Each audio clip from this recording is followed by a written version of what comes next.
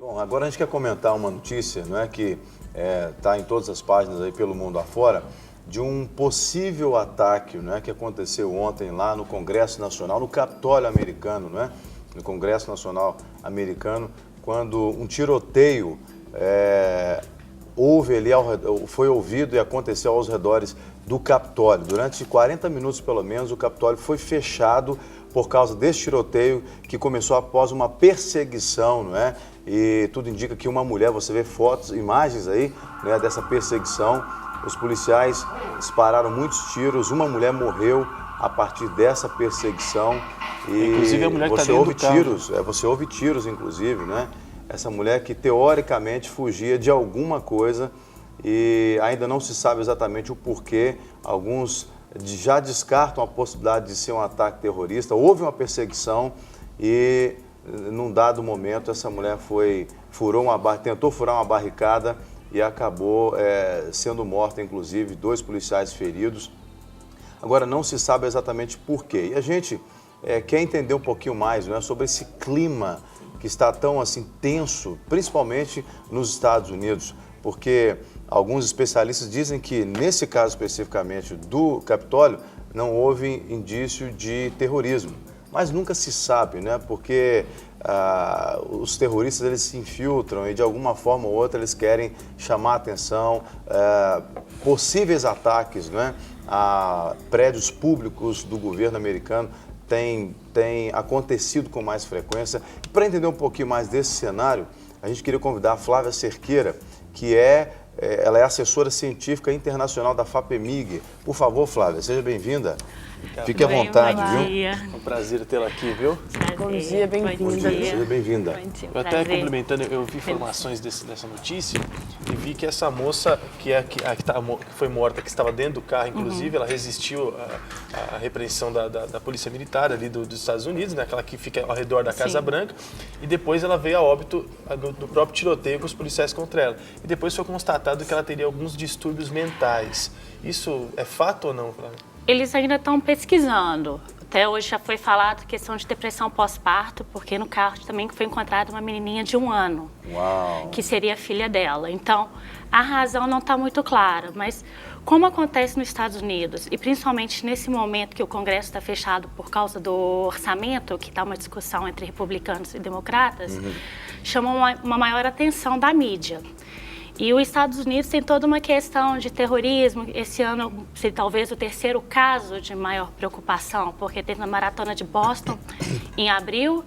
Em meio de setembro teve o tiroteio na Marinha, né, no prédio da Marinha. E agora esse. Então, é uma questão de segurança que vive nos Estados Unidos. Você não acha, por exemplo, Flávia, que eles estão com os nervos à flor da pele e aí acabam sendo intolerantes com qualquer ação ou reação suspeita? Porque, imagina, uma mulher com uma criança no carro, porque ela não saiu do carro, ou porque gritou com o policial, o que for, saiu correndo com o carro, teoricamente não é um motivo de sair dando tiro assim.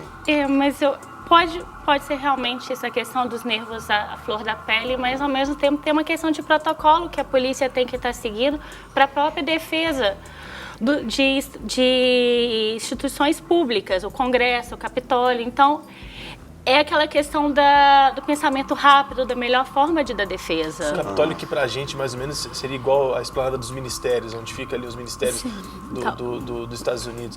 A gente vê uma diferença muito grande entre a polícia mesmo dos Estados Unidos e a polícia brasileira. Porque a polícia brasileira pergunta muito, os Estados Unidos já não pergunta tanto quanto. Ainda mais numa febre de terrorismo desse, a gente percebe que é uma diferença muito grande no forma de conduzir. E o que aconteceu também foi que ela ultrapassou muitas barreiras policiais. Sim. Aí deu então esse tiroteio, foi isso? Sim, os tiros foram dos policiais, uma forma de tentar fazer a pessoa parar o carro, e não teve nenhum tiro, pelo que eu escutei até o momento, da pessoa, da suspeita.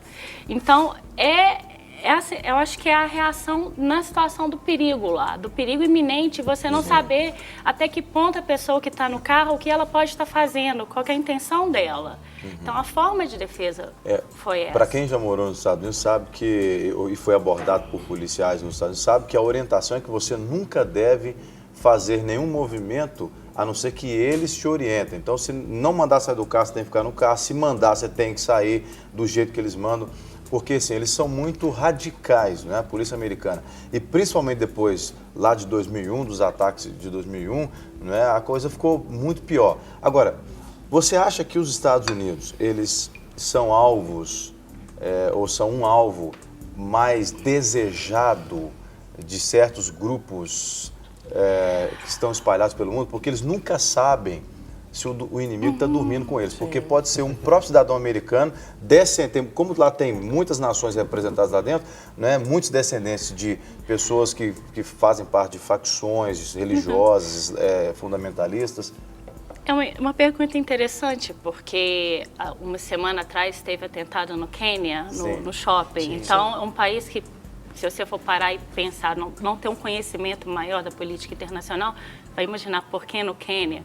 E os Estados Unidos têm uma visibilidade maior, tem um poderio, uma interferência maior em todos os assuntos mundiais. Então, com certeza, os Estados Unidos tem uma vulnerabilidade maior em atentados. E quando eles se viram da primeira vez ameaçada com o atentado às Torres Gêmeas, a política de segurança ficou mais forte, como uma forma de defesa. Mas isso não quer dizer que possa acontecer como aconteceu em Londres, como aconteceu agora no Quênia, em outros lugares do mundo. Como há um perigo, com certeza a polícia brasileira está se preparando para a Copa do Mundo ano que vem. Sim. Agora, qual que é o reflexo disso, que se você estuda isso e observa, entre os americanos? Porque nós sabemos que com essa onda de terrorismo, de ataques, essas pessoas não se sentem tão seguras mais. Talvez perder um pouco daquele glamour dos Estados Unidos. Como que tem acontecido assim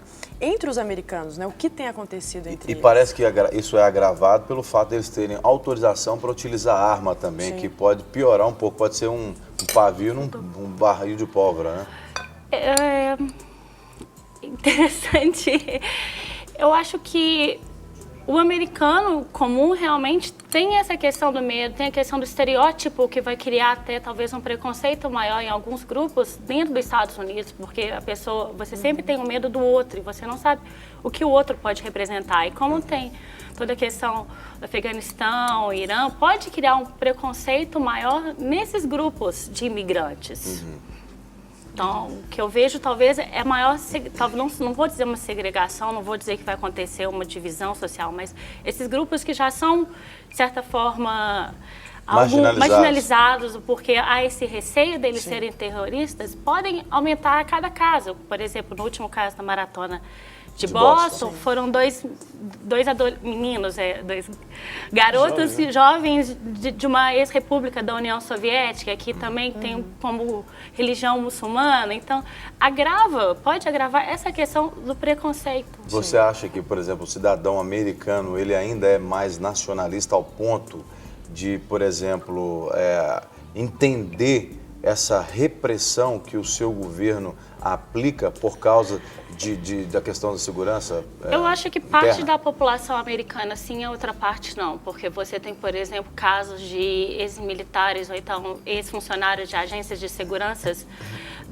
dos Estados Unidos que divulgaram informações públicas e mostram como que a espionagem do governo americano, não só no seu cidadão, como em outros países. Então, é uma coisa meio dos dois lados. Você tem tanto aquele republicano, aquele cidadão mais nacionalista que entende, que acha que está certo e talvez possa entender que todo muçulmano é terrorista, como você também tem aquele outro que, tipo assim, não tô assim, o governo americano está indo demais, ele está invadindo a nossa liberdade individual ao olhar os e-mails, ao olhar o Facebook. Então, há esses dois grupos. Você tocou num assunto interessante, dentro da sua fala, que é essa questão dessa disputa entre os republicanos e os democratas, que foi, inclusive, o que brecou pagamentos dos serviços, entre aspas, não essenciais, que são essenciais até demais, mas a gente fica pensando, não essenciais, beleza. Seria essencial para alguém que está, por exemplo, agora visitando os Estados Unidos e não pode visitar. Então é não essencial, enfim. Da liberdade. Mas eles estão sofrendo esse tipo de situação, há esse estigma do terrorismo que tanto assola a nação americana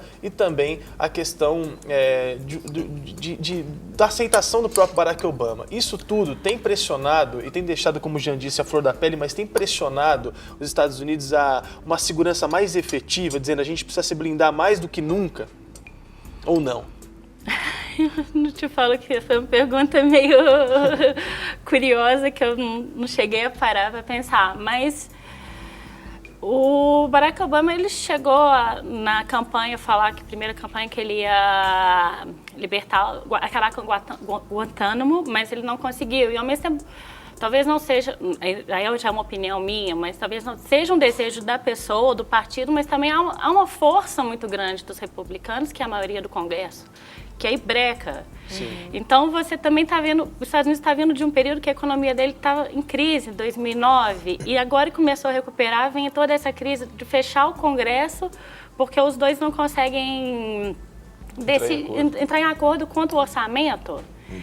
E se até dia 17 eles não decidirem, a situação pode piorar, porque os Estados Unidos não será capaz de pagar as dívidas que eles têm internacional. Então, vai criar uma bola de neve. Porque e que vai afetar o mundo inteiro. Todo. Porque com o fechamento do Congresso agora, o dólar já caiu, as bolsas já caíram, então já tem um efeito. Mas se é 17, agora no dia 17 de outubro, eles não conseguirem negociar esse orçamento para aumentar o teto da dívida, essa questão econômica pode piorar. A gente falou que ia afetar o mundo todo. Aí eu te perguntaria o seguinte, Flávia, você acha que essa tensão que existe nos Estados Unidos pode afetar outras nações, como o Brasil, por exemplo, e países como o Brasil, que têm boas relações comerciais com os Estados Unidos, também podem se tornar alvo de possíveis grupos terroristas que